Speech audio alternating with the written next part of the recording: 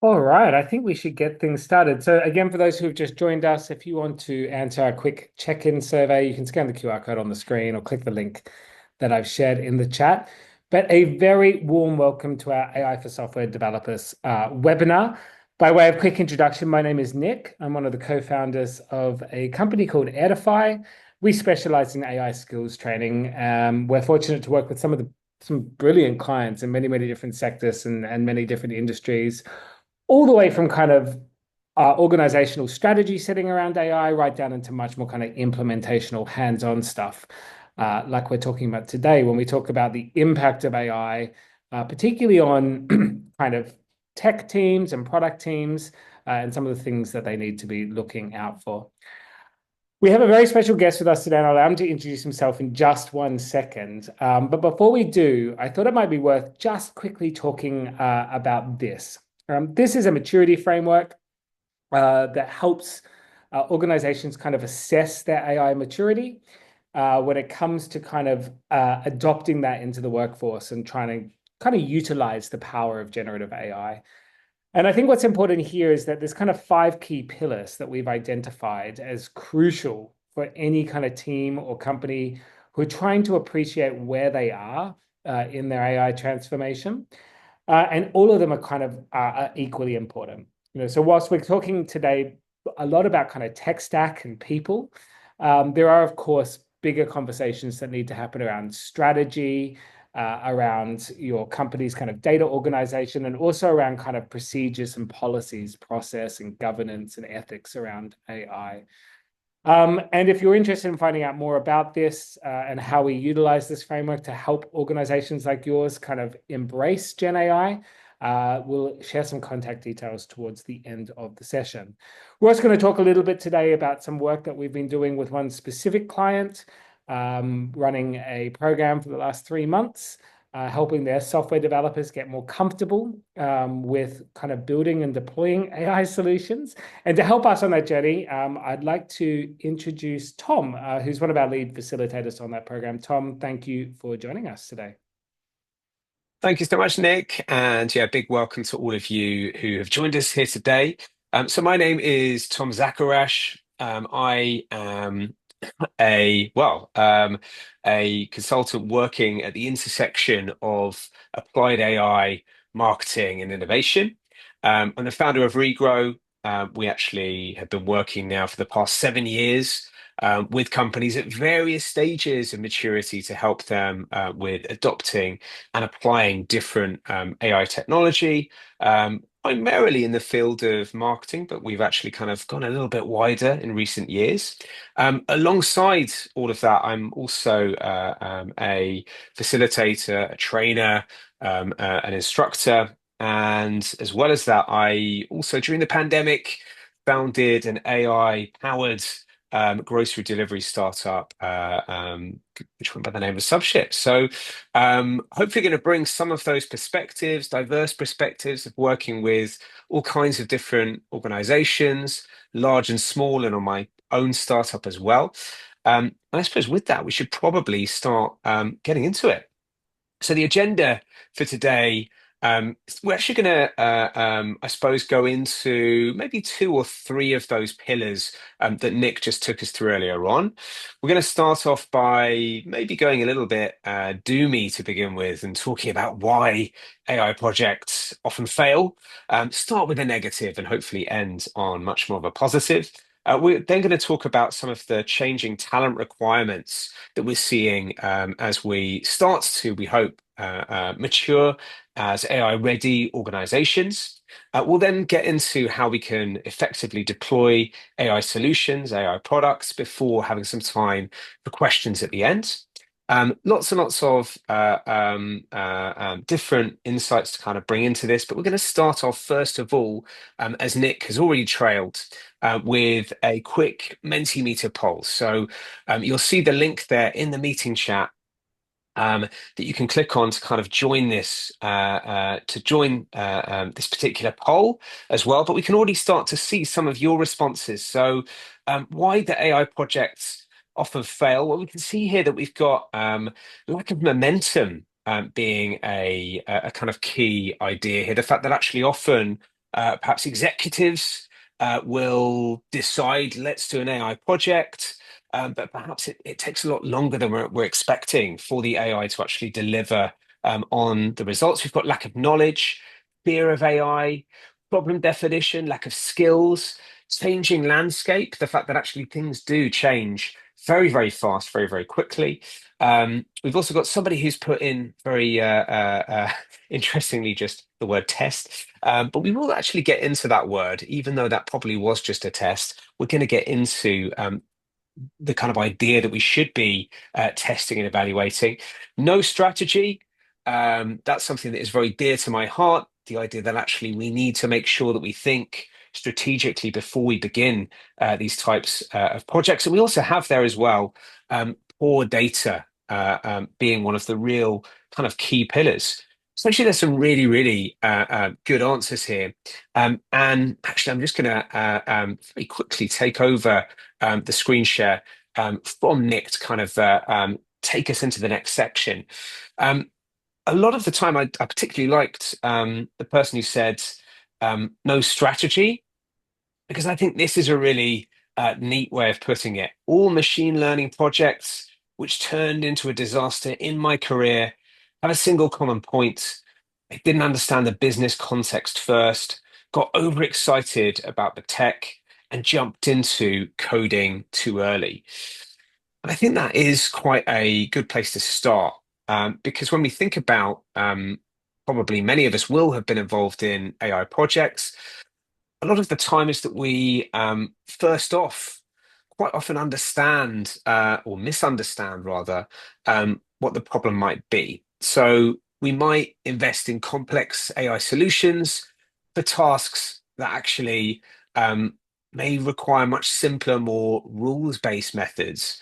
We're very, very quick to kind of jump in and say, this problem we could solve perhaps with generative AI. We could solve this with even kind of complex machine learning. So think about, for example, an expensive AI chatbot being used to answer very basic FAQs, things like, the hours that a retail store might be open or details about products. Actually, maybe it would be much better to direct the user to an FAQ web page, or if we are going to use a bot, just a rule-based bot might be a better option. So we always need to think about actually, do we not go and adopt the kind of big shiny thing? Do we actually need to think more about rule-based automation, static FAQs? And for this, we need to have the skills to be able to weigh up AI solutions in terms of cost, efficiency, scalability. Because as we'll see later on, AI development and maintenance can end up being very, very expensive. It can actually drain resources without, if we don't have a very, very clear idea of what the return on investment is going to be. So we need to analyze problem complexity, compare different solutions actually, and then focus really on value. That's going to be the most important thing to think about when it comes to AI solutions. So actually think, what is the business value going to be here? And can we solve this problem with maybe a kind of simpler heuristic? Now, somebody earlier on as well did mention poor data. Um, Poor data doesn't just have to be low quality data to begin with. It could be that, of course, that our data might be missing, it might be incomplete, it might be biased. But actually, one key problem is this world, or this kind of dirty work, we could call it, of data engineering. So we need really good people actually working with data. Otherwise, the mistakes of a data engineer, someone who steps into that role, can actually end up causing problems ultimately with the models and with the algorithms. So we end up potentially there with inaccurate predictions, biased outcomes, and also wasted resources. Just by the way, Nick has mentioned in the meeting chat, we have a live Q&A functionality enabled. So yeah, just to iterate here, if you could If you have any questions at any point in time, it'd be fantastic if you could let us know using the Q&A functionality. We will, of course, try and answer your questions as best we can throughout the session or even indeed at the end. But look, the fix, what is the fix for this particular problem? This problem perhaps of predicting customer churn if we've got CRM data that is skewed or is incomplete. Well, we actually need to first off do the work to make sure that the data is high quality. And then also we need to have those specialist skills to be able to maintain data integrity. So next up, thinking about AI projects, the other big problem is quite often the level of hype surrounding generative AI. So we end up in a situation where, executives believe that it can magically transform our companies for the better and end up failing to comprehend how the tech can end up being applied to their business, the actual quite significant resources that might be required to implement it. And they also will tend to underestimate how long the process will take. And I'm sure many of us are familiar with the Gartner hype cycle, but you'll see here that in particular this year, we're going to get more and more C-suite executives getting excited about agentic AI, autonomous agents, um, all of these kind of buzzwords like edge LLMs as well. And you can see there down the bottom, Gen AI application orchestration frameworks. We need to be cognizant of the fact that there is a lot of buzz, and actually we need to essentially not kind of fall victim to shiny tech syndrome. So we need to be able to choose advanced AI tools for problems. Sorry, we need to make sure we don't choose advanced AI tools for problems that a simpler, more cost-effective method could solve. So, we kind of have seen a lot of projects like this in the past where you're using a hammer to crack a nut. It's very tempting to get a large language model to, answer a question like, "Where is my order?" Actually, a lot of the frontier models are just unnecessary. At scale, they're going to cost a lot more in terms of being able to answer some of those queries. And in some cases, bizarrely enough, the latest frontier models might actually do a worse job than a cheaper rules-based system. So we need to focus always on the user problem and identify whether AI will truly enhance the user experience or whether it will actually solve a major pain point. And to do this, we need to have really, really good evaluation. Okay, so we're going to come back to evaluation a little bit later on. Now, Nick, at the beginning, talked about AI maturity, and one of the pillars was infrastructure. So we are encountering lots of problems now where, particularly in my world of e-commerce, we might find we're unable to integrate some kind of real-time data processing system because of outdated infrastructure, because of lack of resources.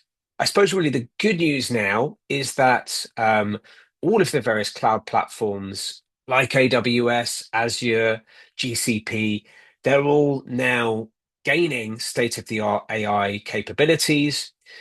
This isn't to say that all of the different frontier foundation models are available on all of these different platforms, but we are starting to now see that maturity, to see Gen AI solutions built into cloud services, meaning that we no longer have to have always our own AI infrastructure, our own on-premises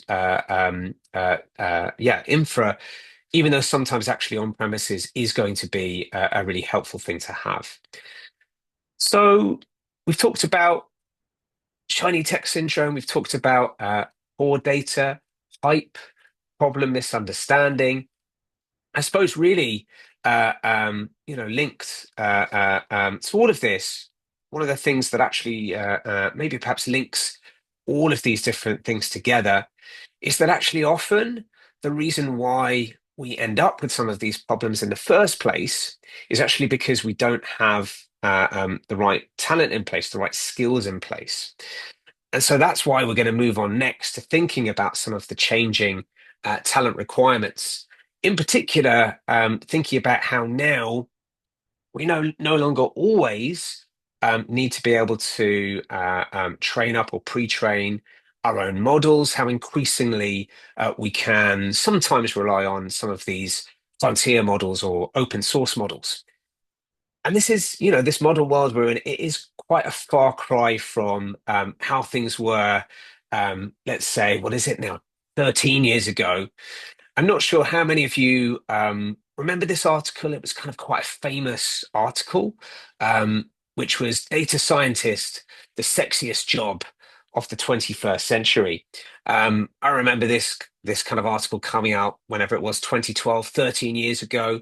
And it sort of really hyped up this particular role of data scientist. And many of us thought, "Do you know what? Uh, Perhaps, if we hire in this single mythical data scientist, that they're going to help us solve all of our problems. That actually, if we can bring in people with this kind of wide range of different skills, that actually this is going to help us become like Amazon, become like LinkedIn, become like any of these particular, tech leaders, these kind of tech giants."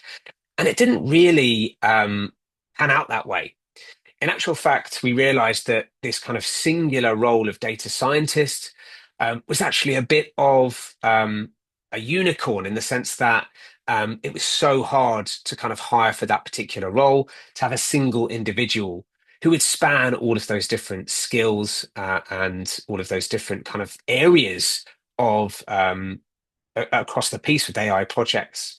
So 13 years later, we're sort of seeing a much greater level of specialization in roles and in skills. And it was interesting to kind of see both in the United States and in the UK, in LinkedIn's Jobs on the Rise report that they put out there, that actually number one and number two this year is artificial intelligence engineer and AI consultant. So we're seeing much, much more specialization in these roles, in these skills. And yeah, essentially, when we think about that original role of data scientist, it's now really been split out into, well, not just these roles that you're sort of seeing in front of you here, but actually many, many more roles indeed, even than what you see in front of you. But we thought we'd kind of pick out some of today's roles and also talk about the difficulty even for hiring some of these roles today. I do have already, thanks so much to anonymous attendee for your first question. You can very much be anonymous in terms of your Q&A questions, just to say thank you to whoever's given us our first question. And I will come back to that question at the end when we have our questions moment. But yes, for now, would be fantastic to, I suppose, yeah, just focus on these current roles. So we've got over on the left-hand side, data engineer. Now, this really is the foundation of any AI project. Data engineers these days are, as many of you will know, responsible not only for sourcing data and transforming it into the type of data that can be used with models. Actually, these days, data engineers are also taking on quite often the role of ensuring that data can be streamed, that it can be processed, that actually you're training on real-time data, not necessarily on a kind of a kind of capture of the data. It's one of the reasons, by the way, why data engineers are one of the roles within data teams that are reporting the biggest level of burnout, because actually a lot of pressure is being put onto the shoulders of this particular role.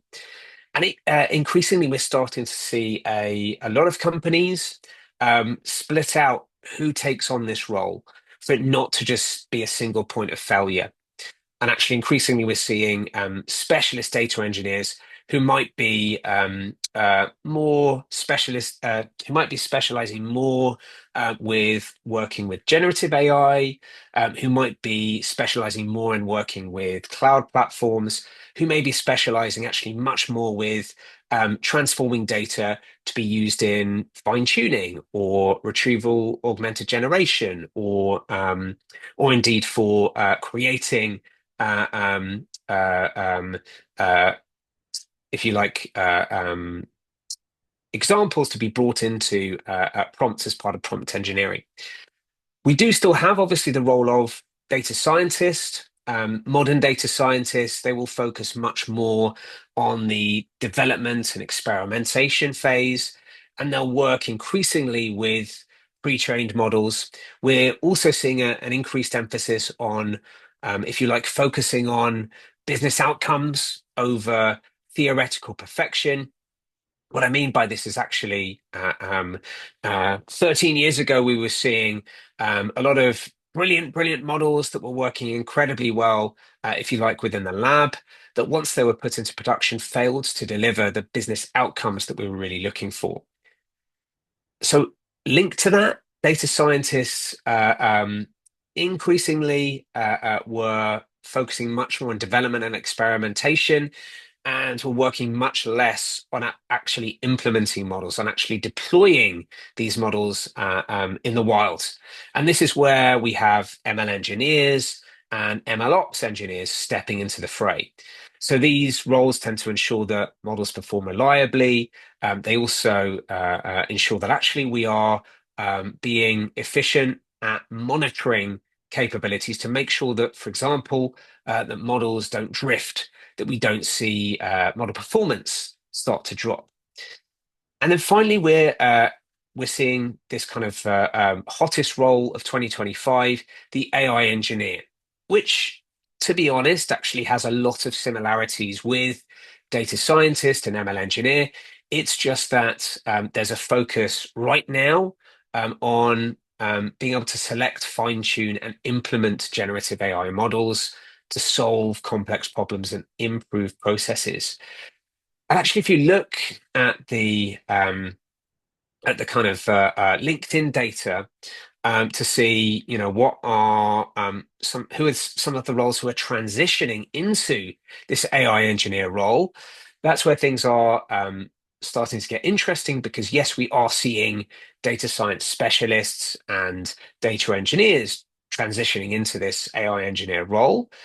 But we're also starting to see a lot of, if you like, traditional software developers transition into this role.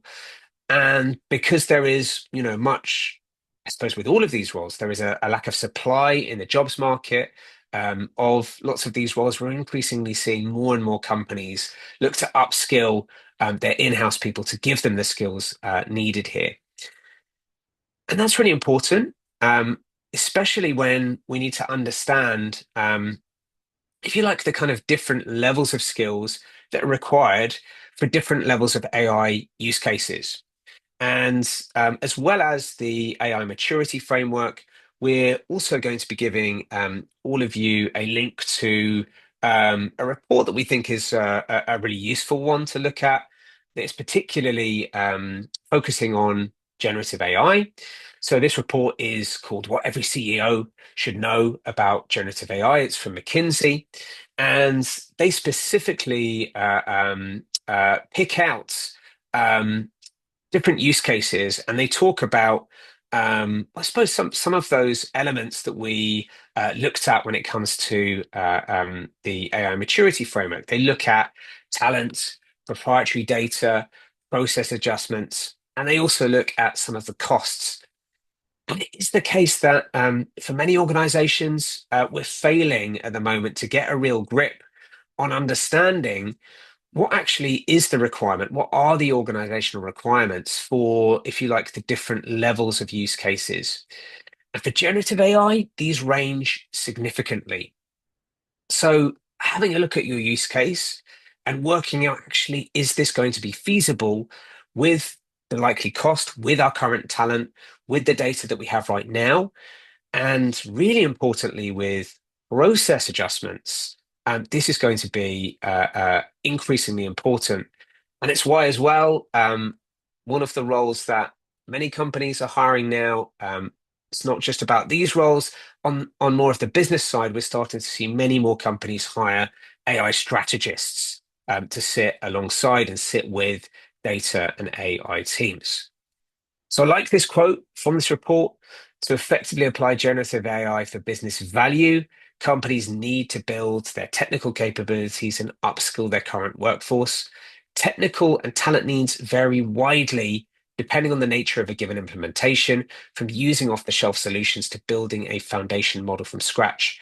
And so this is something that you need to have within your organization, this data literacy of what that looks like and what are the steps in between from off the shelf all the way through to building your own foundation model.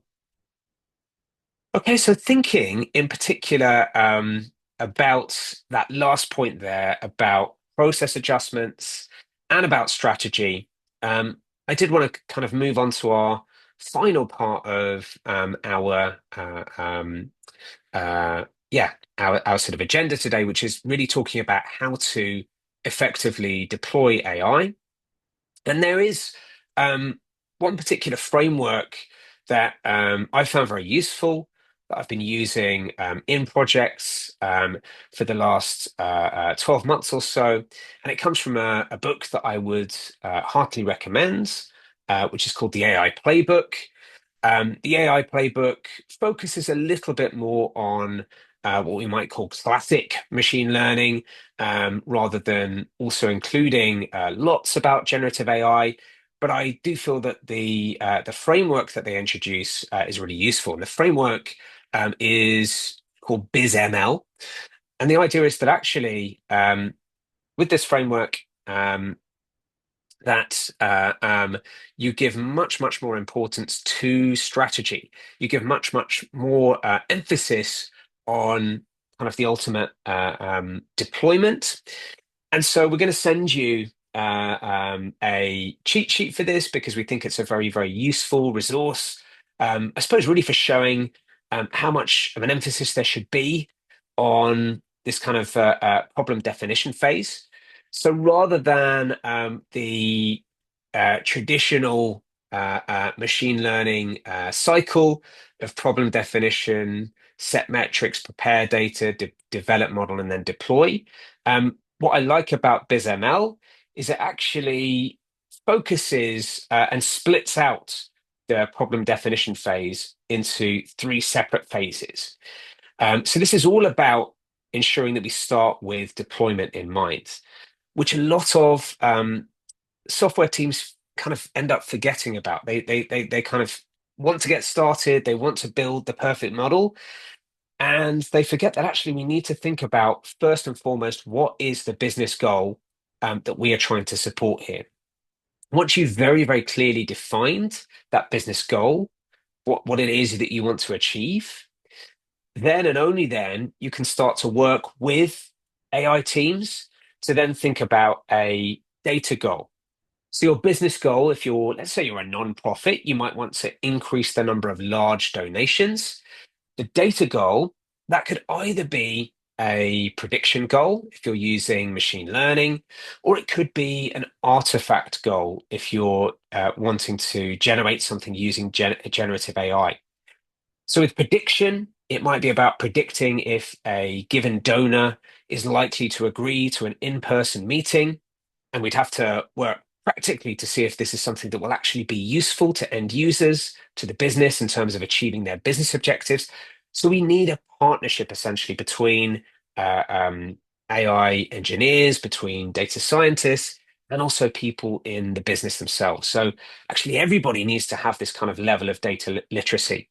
Linked to this, AI teams need to get much, much better, in my opinion, at evaluation metrics, at evals, in particular when it comes to generative AI. We now can actually use not only rules-based systems and human-based systems, but we can also use LLMs to help us with evaluation, to help us with putting in place guardrails. And so with an artifact goal, it could actually be let's kind of go back to the data goal here. With an artifact goal, it may be about generating a personalized script for a given donor to provide a fundraiser with the tools that they need to get the donor to agree to an in-person meeting.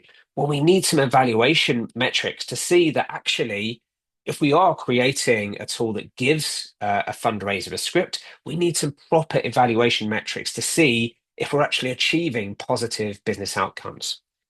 And so if you put in place those three elements, then actually, when it comes to preparing data, developing the model, and deploying the model, you're going to be 100% aligned, and you're going to be ensuring, hopefully, that actually your deployment does become a success, that you do actually end up delivering on what you originally were hoping to deliver on, which is, of course, to deliver on business outcomes, on business goals.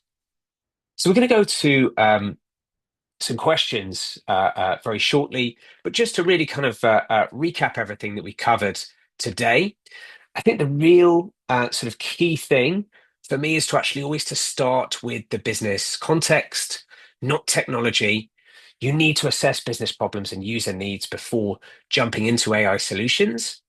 And it's actually the job of the whole AI team, including the business folk, but also including AI developers, AI engineers, data engineers, machine learning engineers. You need to be able to work together to really align on business problems and user needs before jumping into AI solutions. We've talked a lot about how success depends on data, infrastructure, change management, but also on talent.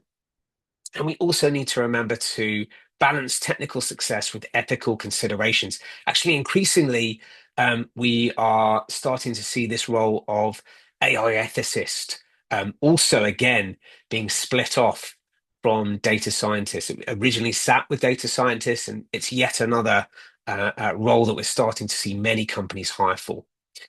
And of course, with that, we're seeing continuous evolution. We're having new models being released all the time. We need to have an experimental culture that allows us to stay updated with evolving AI capabilities and best practices, including, models that are being released even up to the minute now. Like we've seen this week with DeepSeek releasing an open source reasoning model that appears to perform almost as well as OpenAI's O1 model, or indeed perhaps even its O3 model. We'll kind of have to see. So lots and lots of continuous evolution. And so we need within our organizations to actually build that curiosity, to build actually the necessary evaluation so that when a new model comes along, we're able to bring it in, we're able to experiment, we're able to see, does it actually help us better achieve our business outcomes? And before we go to questions, I did just want to end with a last kind of thought about wider technology that perhaps is very pertinent to AI. And it's from Eric Brynjolfsson. I hope I've pronounced his name correctly. Um, and it's really about the fact that I suppose at the moment we're almost being a little too timid with AI adoption. And what we need is probably to reimagine and reinvent how we do business. So if we want to ensure that AI projects are a success, we need to put some of the fundamental building blocks in place. We need to run before we can walk, and we need to ensure that we don't just paper over existing kind of systems and processes, but we need to reinvent how we do business. So a big thank you to everybody for your kind of initial questions, but it'd be fantastic if we do have any further questions to kind of have them come into our Q&A. So just going to start off with a question that's come in around maturity. So it says, to the point about maturity, if our software team has some people who are much more advanced with AI, as well as those who are just starting out, what steps can we take essentially to level set that knowledge? So once again, if our software team has some people who are much more advanced with AI, as well as those who are just starting out, what steps can be taken to level set that knowledge? Well, I think, you know, the and Nick, I'd love you to jump in here as well, because I know you have some thoughts on this too. But I think when it comes to uh, um, working internally, we need to actually help internal teams actually share some of that knowledge, to actually have them collaborate together on AI projects, and also, if you like, to actually have an AI center of excellence that can actually bring some of those more advanced people, showcase what they're doing, create a bit of a lighthouse, and then for those people to then be able to be on hand to consult with and assist any others who are potentially going to be looking to take forward any AI projects, any AI use cases. Yeah, I Nick, I think don't know if you had any further yeah, no, I think you've thoughts there. Yeah. kind of I think you've kind of hit the nail on the head. I mean, like any emergent technology, there's going to be pockets of innovation happening around this. I think many companies need to harness the knowledge that they already have, and ensure they're governing it, but in a way that's not stifling innovation. And I think that's a debate many companies need to have at the moment. It's actually quite a nice segue, maybe for us to talk a little bit about the program that we've been running, a little bit of case study with InterSystems. Before I do that, I just want to quickly share this QR code here. If you are interested in the resources that Tom has mentioned, or you want us to send those through to you, please just fill out that form, and we'll get those over to you immediately after this webinar. Or if you're watching the recording later on, the link is there in the chat, or you can scan that QR code. But education is probably one of the key ways of like level setting knowledge. And not your more kind of formalized education, but thinking about, again, how do you get people actually playing around with these tools, identifying that maybe AI is not necessarily a silver bullet, and like Tom said earlier on, the solution to every problem, but also applying a little bit more critical thinking around that. And at Edifai, we have a 10-week program specifically designed for software developers that really gets into how to not only kind of define the problem, as Tom's pointed out, but to prepare data or acquire and prepare data, how to train models, how to deploy different models, and how to evaluate them.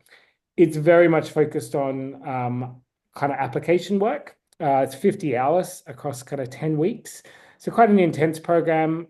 We have just finished running this with a large US-based software company, which has been a huge success for us.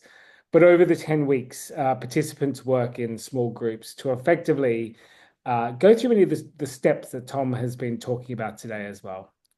So again, really getting them to think with a little bit more of a data science mindset, really getting them to think about the capabilities and the limitations of large language models, and lifting up the hood a little bit. So they're not just a black box anymore, but really trying to understand how these systems work, and what the inherent risks are. The program itself culminates in some presentations where people have actually built an AI application themselves, so can kind of share their learnings and what they've encountered along the way. From a learning standpoint, like I mentioned before, it is 5 hours a week. That is made up of kind of self-paced learning pieces, lectures, and workshops, along with some group task work, application things, and reflection. We ran this, like I said before, with a large company. We put kind of 30 of their software developers through this. And I think what's really interesting is just to look at some of the results of the program in terms of their confidence and knowledge uplift. So you can see here the kind of 7 key things that we set out to achieve with this, from building AI solutions to evaluating them, training, prompt engineering, RAG, AI workflows, and deployment. And you can see there quite a significant kind of knowledge uplift across the board from the participants who actually went through this program and graduated from it. So certainly if it's something that you're looking at, or you're thinking, I need to get my software team up to speed with AI, education and something like this can be a really great first step. So just wanted to plug that a little bit. I don't know if it's too much of a sales pitch. Tom, I know you were involved in the program quite heavily. kind of any thoughts or reflections, if people are kind of pondering that question themselves watching this webinar today. Yeah, I think I think what I found most interesting about it was just how across the course of the 10 weeks we just saw a massive transformation in terms of how do we want to call them, like traditional software developers who had had obviously some interaction with AI, mostly through using the likes of GitHub Copilot or Cursor AI. But to actually see them actually have a light bulb go off and see them understand actually it's not just as simple as you plug into the OpenAI API. There is like a process that needs to be gone through. There is actually a lot of value to be gained from sometimes using simpler models and actually sometimes training your own model. That was a kind of really nice kind of light bulb moment, and it was very, very exciting to see just a lot of growth, in particular, actually from some developers who had been, in probably they're now going into their sort of third decade of their careers to kind of see them actually getting excited about development again. So yeah, really, really exciting thing, and really looking forward to some more programs in 2025. Brilliant. Thank you so much, Tom, for your time, and thank you everyone who's joined us today. Once again, if you'd like access to the resources that we've shared or to find out more about the program, just scan the QR code on the screen there or click the link in the chat. Tom, any closing words from you? I think just really the closing words for any team is to just experiment, to keep on top of some of this kind of tech, some of the emerging models. And I think just foster that culture of innovation, foster that culture of experimentation, while on the other hand, remaining skeptical sometimes of the kind of big, shiny new tech thing. We need to make sure that we are genuinely using this tech in the way that it is supposed to be used, not trying to cram it into our latest project. But yeah, that's my kind of closing thought. Thanks everybody, and thanks also to Nick for inviting me. Thank you. Nice closing words. A healthy bit of skepticism. Yeah. Skepticism. I didn't pronounce it right. Thank you so much, Tom, and thank you to everyone who joined us today. Thanks everybody. Bye for now.